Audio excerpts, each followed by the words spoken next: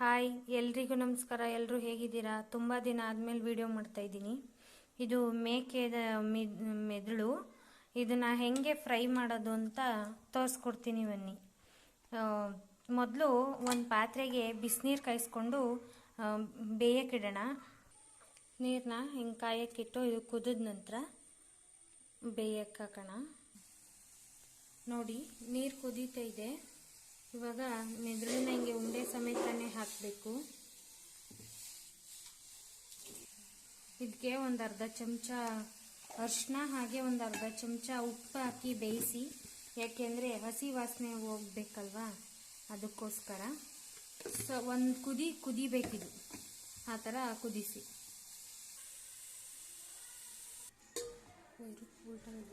ಉಲ್ಟಾ ಮಾಡಿ ಇನ್ನು ಸ್ವಲ್ಪ ಬೇಯಿಸ್ಕೊಳ್ಳಿ. ನೋಡಿ, ಈ ಥರ ಬೆಂದ ನಂತರ ಹಸಿ ಸ್ಮೆಲ್ಲೆಲ್ಲ ಹೋಗಿರುತ್ತೆ. ಈ ಥರ ಒಂದು ಪ್ಲೇಟ್ಗೆ ಎತ್ತಿಟ್ಕೊಳ್ಳೋಣ. ನೆಕ್ಸ್ಟ್ ಈಗ ಇನ್ನೊಂದು ಪಾತ್ರೆಗೆ ನಾನು ಬಾಣಂತಿ ಸಾಂಬಾರು ಮಾಡೋದ್ರಿಂದ ಒಳ್ಳೆಣ್ಣೆ ಅಂತಾರಲ್ಲ, ಹುಚ್ಚೆಳ್ಳೆಣ್ಣೆ, ಅದು ಹಾಕೋತಾ ಇದ್ದೀನಿ. ಒಂದು ಚಮಚ ಎಣ್ಣೆ ಹಾಕ್ಕೊಂಡು ಎಣ್ಣೆ ಕಾದ ನಂತರ 2 ಮೊಟ್ಟೆ ಹಾಕಿ ಫ್ರೈ ಮಾಡ್ಕೊಳ್ಳೋಣ.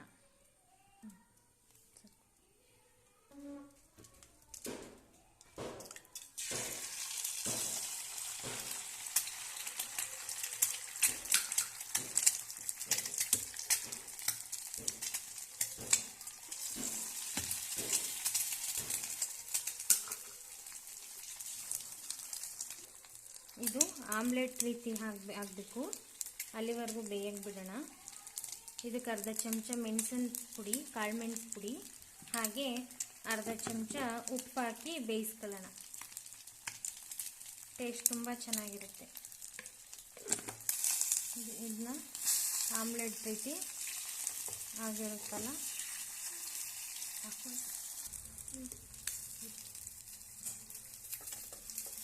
ಈ ರೀತಿ ಹುರ್ಕೊಳ್ಳೋಣ.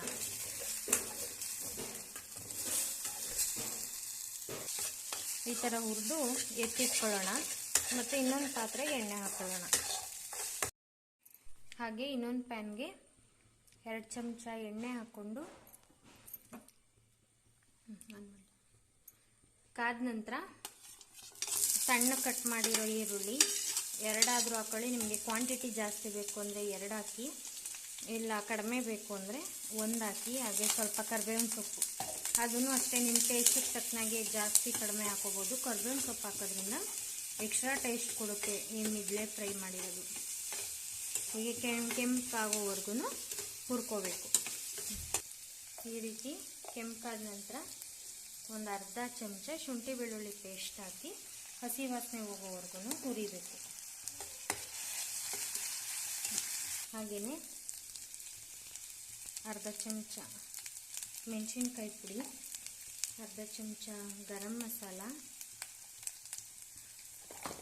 1 ಚಮಚ ಅರಿಶಿನ, ಹಾಗೆ 1 ಚಮಚ ಕಾಳು ಮೆಣಸು ಪುಡಿ, ಹಾಗೆ ಅರ್ಧ ಚಮಚ ಧನಿಯಾ ಪುಡಿ. ಇಷ್ಟನ್ನು ಹಾಕಿ ನೀಟಾಗಿ ಫ್ರೈ ಮಾಡಿ.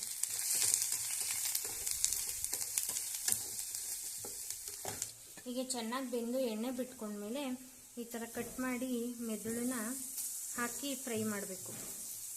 ಮೊದಲೇ ಕಟ್ ಮಾಡಾರು ಹಾಕೊಳ್ಳಿ, ಇಲ್ಲಾಂದರೆ ಹಾಕಬೇಕಾದ್ರೆ ಕಟ್ ಮಾಡಿ ಹಾಕಿ. ನೋಡಿ, ಇಷ್ಟು ಚೆನ್ನಾಗಿ ಬೆಂದಿದೆ ಮೆದುಳು. ಕಡಿಮೆ ಉರಿನಲ್ಲಿ ಫ್ರೈ ಮಾಡಿ. ನೋಡಿ, ಮೆದುಳು ಮತ್ತು ಆ ಮಸಾಲೆ ಎಲ್ಲ ಹೊಂದ್ಕೋಬೇಕು. ಹಾಗೆ ಡೀಪಾಗಿ ಫ್ರೈ ಮಾಡಿ, ಕಡಿಮೆ ಉರಿನಲ್ಲೇ ಫ್ರೈ ಮಾಡಿ. ಉರಿ ಜಾಸ್ತಿ ಆಯಿತು ಅಂದರೆ ತಳ ಹಿಡಿಯೋ ಚಾನ್ಸಸ್ ಇದೆ. ಹೀಗೆ ಹೊಂದ್ಕೊಂಡಂತ ರುಚಿಗೆ ತಕ್ಕಷ್ಟು ಉಪ್ಪನ್ನು ಹಾಕಿ. ಮೊದಲೇ ಮೆದುಳಿಗೆ ಹಾಕಿ ಬೇಯಿಸಿರ್ತೀವಿ, ನೋಡ್ಕೊಂಡು ಹಾಕಿ. ಉಪ್ಪನ್ನು ಸಹ ಮೆದುಳಿಗೆ ಚೆನ್ನಾಗಿ ಹಿಡಿದ ನಂತರ 1 ಲೋಟ ನೀರು ಹಾಕಿ ಮಸಾಲೆ ಎಲ್ಲ ಬೇಯೋಕ್ಕೆ ಬಿಡೋಣ. ನೋಡಿ, ಈ ಥರ ಆದ ನಂತರ 1 ಲೋಟ ನೀರು ಹಾಕಿ ಬೇಯಕ್ಕೆ ಬಿಡೋಣ.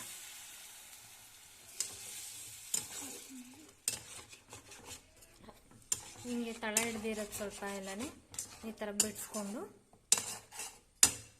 ಮುಚ್ಚಳೆ ಮುಚ್ಚಿ ಬೇಯಕ್ಕೆ ಬಿಟ್ಬಿಡಿ. ನೋಡಿ ಸ್ವಲ್ಪ ನೀರು ಸುಮ್ತೈತೆ. ಇವಾಗ ಮೊದಲೇ ಹುರಿದಿಟ್ಕೊಂಡಿರೋ ಮೊಟ್ಟೆನ ಹಾಕಿ ಮತ್ತೆ ಮುಚ್ಚಿ ಬೇಯಿಸೋಣ. ನೀರೆಲ್ಲ ಸುಂಡೋ ರೀತಿ ಬೇಯಿಸ್ಬೇಕು. ನೀರೆಲ್ಲ ಸುಂಡುತ್ತೆ ನೋಡಿ. ಇವಾಗ ನೀರು ಸುಂಡೋವರೆಗೂ ಬೇಯಕ್ಕೆ ಬಿಡಿ. ಕೊನೆಯಲ್ಲಿ ಸ್ವಲ್ಪ ಕೊತ್ತಂಬರಿ ಸೊಪ್ಪನ್ನ ಹಾಕಿ ಇನ್ನು ಸ್ವಲ್ಪ ನೀರು ಸುಂಡಿಸೋಣ. ನೀರೆಲ್ಲ ಸುಂಡಾಯಿತು ಅಂದರೆ ಇದನ್ನು ತಿನ್ನಕ್ಕೆ ರೆಡಿ. ಇವತ್ತಿನ ಕಾಲದಲ್ಲಿ ಹಳೆ ಕಾಲದವರು ಮೆದುಳಿನ ತಿಂತಾಯಿದ್ರು, ಆದರೆ ಇವಾಗ ತಿನ್ನಕ್ಕೆ ಬೇಜಾರು ಮಾಡ್ಕೋತಾರೆ. ಈಗ ಮಾಡೋರು ಯಾರು ಅಂತಂದ್ಬಿಟ್ಟು ಅದನ್ನು ಬಟ್ಟೆ ಕಟ್ಟಿ ಸಾಂಬಾರು ಒಳಗಡೆ ಹಾಕ್ತಾರೆ. ಅದ್ರ ಬದಲು ಈ ಥರ ಮಾಡಿಕೊಡಿ. ಮಕ್ಕಳು ಆಗ್ಬೋದು, ದೊಡ್ಡವರು ಆಗ್ಬೋದು, ತಿನ್ನೋಕ್ಕೆ ಇಷ್ಟಪಟ್ಟು ತಿಂತಾರೆ. ನೋಡೋಕ್ಕೆ ತುಂಬಾ ಚೆನ್ನಾಗಿರುತ್ತೆ, ಟೇಸ್ಟಿಯಾಗೂ ಇರುತ್ತೆ. ದೋಸೆ, ಚಪಾತಿ, ಪೂರಿ ಜೊತೆ ತಿನ್ನೋಕ್ಕೂ ಚೆನ್ನಾಗಿರುತ್ತೆ. ಸಪ್ರೇಟಾಗಿ ತಿನ್ನೋಕ್ಕೂ ಸಹ ಚೆನ್ನಾಗಿರುತ್ತೆ. ನೋಡಿ, ಈ ವಿಡಿಯೋ ಇಷ್ಟ ಆಯಿತು ಅಂದರೆ ಒಂದು ಲೈಕ್ ಕೊಡಿ. Thanks for watching.